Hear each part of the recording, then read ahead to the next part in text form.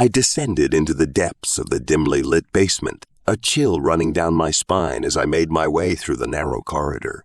The air was thick with mustiness, and the scent of dampness hung in every corner. It was the kind of place you would find in an old horror movie, a place where nightmares came to life. I had been asked to retrieve some old files from the storage area, a task that seemed simple enough. But as I delved deeper into the labyrinthine passageways, an unsettling feeling settled within me. There was something off about this place, an invisible weight that pressed down on my shoulders. As I turned a corner, I caught a glimpse of movement out of the corner of my eye. My heart skipped a beat, and I froze, straining my ears to listen. The basement was supposed to be empty, but in that moment, I couldn't shake the feeling that I was being watched. Summoning my courage, I continued on, my footsteps echoing in the stillness. The flickering light bulbs cast eerie shadows on the walls, creating a dance of darkness that played tricks on my mind. Every creak and groan of the old building seemed magnified, sending shivers down my spine. The files were said to be stored in a locked room at the far end of the basement. As I approached the room, the air grew heavier and an unsettling silence enveloped me. I fumbled for the key, my hand trembling as I inserted it into the rusty lock. With a creak, the door swung open, revealing a room shrouded in darkness. I switched on the flame of my handheld flashlight, its beam cutting through the gloom. What I saw sent a wave of terror crashing over me. The room was filled with rows upon rows of dusty, dilapidated mannequins.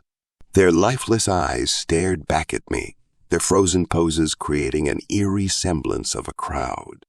As I cautiously made my way through the room, I couldn't shake the feeling that the mannequins were watching my every move. Their stillness was suffocating, as if they were waiting for the perfect moment to come alive and snatch me away into their sinister world. Suddenly, I heard a faint whisper in the darkness. It was a voice, barely audible but filled with a haunting desperation. Panic surged through my veins, and I frantically searched for the source of the sound. In the corner of the room, hidden behind a tattered curtain, I discovered a small door leading to a hidden chamber. The voice seemed to beckon from within, pulling me towards the unknown. Against my better judgment, I pushed the door open and entered a room cloaked in shadows. The chamber was filled with arcane symbols etched into the walls and a peculiar altar at its center. A chill ran down my spine as I realized that I had stumbled upon something far more sinister than I could have ever imagined. There was an ancient energy in the air, a malevolent presence that made my skin crawl. As I turned to leave, I felt a sudden rush of air brushing against my face, causing a slight flicker in the flame of my handheld flashlight. Darkness enveloped me, and a sense of impending doom weighed heavily upon my soul. I could feel eyes upon me, unseen forces closing in from all sides. In the pitch, black darkness, I ran blindly, desperate to escape the clutches of the basement. The walls seemed to shift and close in around me, and a chorus of eerie whispers echoed through the corridors. It was as if the very foundation of the building was alive, breathing, and hungry. Finally, I burst through the basement door, gasping for breath as I emerged into the daylight. I never looked back, never returned to that accursed place. The horrors I had witnessed in the depths of the basement would forever haunt my dreams, a constant reminder of the darkness that lurks just beneath the surface. And so, the tale of the haunted basement lives on, a cautionary reminder that sometimes the most terrifying things are not confined to the realm of fiction. There are secrets buried deep within the forgotten corners of our world, waiting to be discovered by those who dare to venture into the abyss. But beware, for once you enter, you may never truly escape.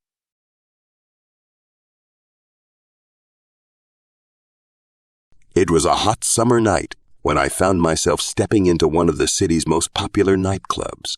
Neon lights danced frantically on the walls and floor, creating a surreal and captivating atmosphere. The bass from the subwoofers vibrated in the air, making my eardrums tingle. It was the perfect place to forget the daily stress and let myself be carried away by the rhythm of the music. I was surrounded by a crowd of energetic and stylish young people. The dance floor was packed and people moved to the beat of the intoxicating music. The DJ was a master at keeping the tension high, seamlessly transitioning from one track to another, keeping the audience in a constant state of excitement. As I danced, I lost track of time. The hands of the clock seemed to fade away, leaving me enveloped in a whirlwind of lights and sounds.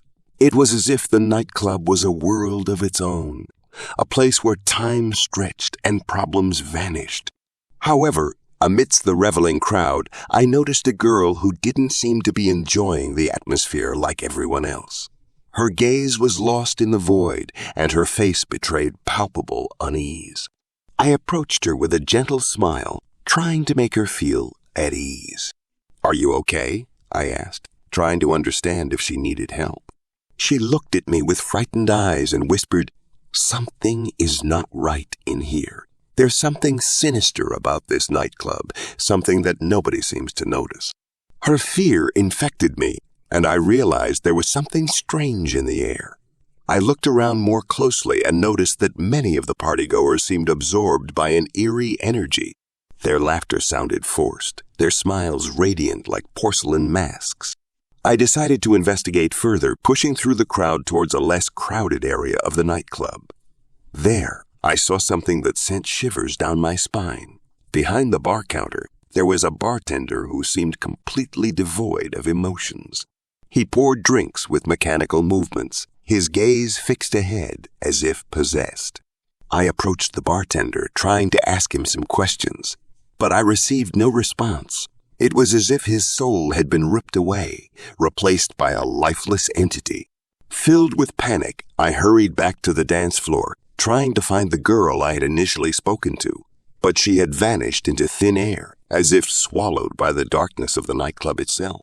My mind was in turmoil, consumed by confusion and terror.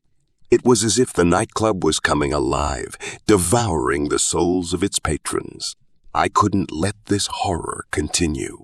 I decided to search for an exit, but the path seemed to constantly change, as if the nightclub was toying with me. I went through endless corridors, doors that opened to empty rooms, and stairs that led to nothingness. I felt time slipping away, my escape becoming a race against death itself. Eventually, I found a door that seemed to lead outside. I swung it open with all my might and was greeted by a blinding light. I found myself in a dark and silent alleyway. The nightclub had disappeared, as if it had been nothing but a fleeting illusion. I took deep breaths, feeling a sense of relief washing over me. But even though I had escaped, I couldn't forget what I had witnessed. That nightclub had an unfathomable darkness, an evil that lurked behind the music and neon lights. I had survived that night, but the fear and unease would stay with me forever.